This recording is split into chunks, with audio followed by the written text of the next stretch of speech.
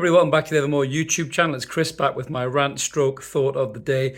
Bit of a rant one, this one, but a bit of a funny one as well, actually. So the dust has settled a bit. I waited a little bit to do a reaction video on this, but Sam Fender has just finished playing his 2 sellout gigs, hometown gigs at St James's Park. Unbelievable. What an achievement for a young lad from North Shields who a few years ago was on benefits. He's a platinum selling artist. He's one of the best singer-songwriters at the minute.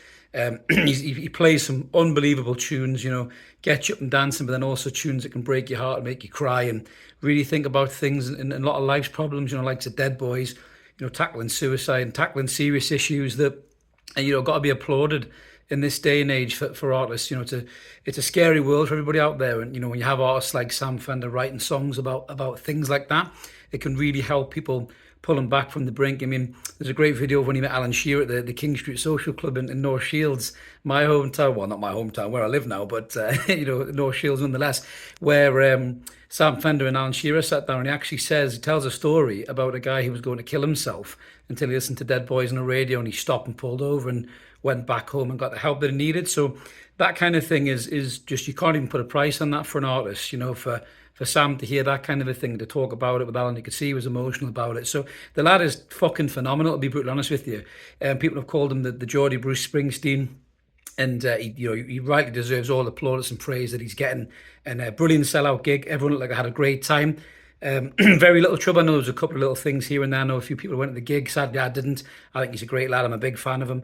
But what I'm talking about, and the funny side of all of this, is just the pure fume from further down the river, down the A19 to the land of Sunderland, where they decided to make this unnecessarily tribal, is what I would say. So obviously Sam and said to people, come wearing tune tops. So that's just a Sam Fender thing, that is. When you go to a gig, I think ever since he's been gigging, really, people have been wearing tune tops.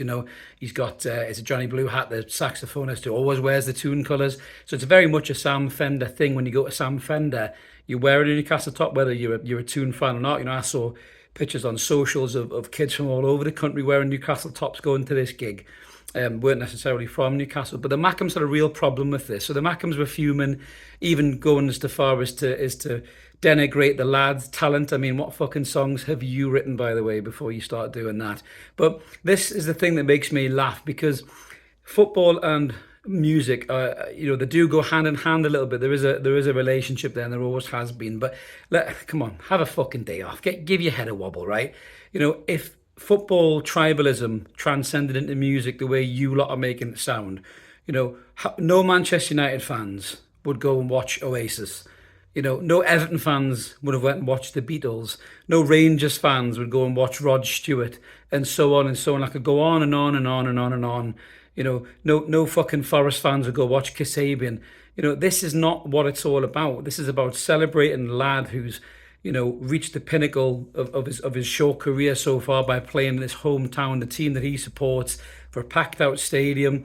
Just enjoy the music, enjoy the gig. If you don't want to go, you don't want to go. Don't make it about football. Stop trying to drag it back to football and making yourself relevant. You're in the league below. You didn't get promoted. We are not going up against you in a Tynyway derby next season. That's not happening, right? I hope it did happen. I was hoping you did get promoted just so we could smash you in the Premier League, but that's football. This is music. I know loads of Sunderland fans who think Sam Fender's fucking brilliant, went to his gig and had no problem with it at all. They might not wear a tune top, but that's fine. Don't wear a tune top. Don't make a big fucking deal about it. And the way they're talking about the Stadium of Light, we got Beyonce, we got Pink. It's not a fucking transfer window, you wankers. The Stadium of Light, credit to it, has hosted some amazing gigs over the years because of its location, because of the capacity. It's been a phenomenal venue for concerts. You've had more there than you have watching the fucking football, that's for damn sure. But Newcastle fans haven't poured salt on that. They don't give a fuck. They went to go watch Ed Sheeran. They've went to go watch Take That. They've went to go watch Beyonce. Pink, up at the Stadium of Light. There would have been fans who aren't fans of Sam Fender, who are Geordie through and through, cut them in half and they'd be black and white. But they would have went through to Sunderland to watch Pink, I'm sure, rather than Sam Fender. But that's just music. It's people's different tastes. It's pathetic. Stop having a fucking moan about it. You're really making yourselves look sad, petty little wankers when you do stuff like this. Honestly, just celebrate the guy's music. If you like the guy's music, great. If you don't, fine.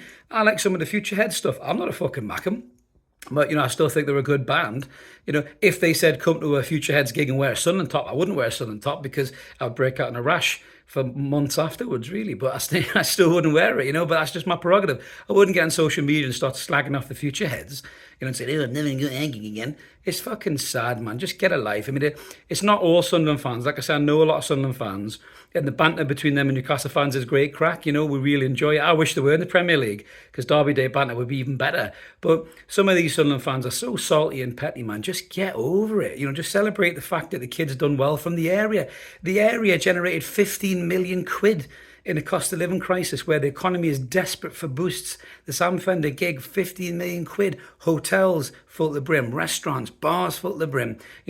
These people in Newcastle may very well open up bars and restaurants in Sunderland, thus creating more jobs for you lot. So stop fucking moaning about it, get some perspective, and just celebrate the fact that the North East hosted 2 massive gigs back to back in the same weekend with Pink, who's a global superstar, Sam Fender, who's a platinum selling artist, and certainly smashed it in this country. He's well on his way to being a global superstar. He's a brilliant artist.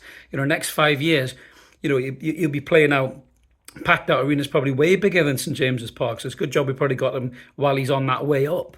But listen, just celebrate the fact that the North East is hosting music and hosting venues, and stop making it all about football. Stop making it tribal. It's sad as fuck, and just get over it, man. Honestly, the Championship starts again soon. You can have another season to be excited and then be disappointed at the end of it. So that's me done for the rant for today. If this is the kind of thing you like, smash that button, come and subscribe. We're nearly close to 4,000 subscribers, so help us get there. Like the video, help get it around YouTube, and we'll catch you later. Come on, Mackems, don't let Sam get you down. Haha, bye-bye.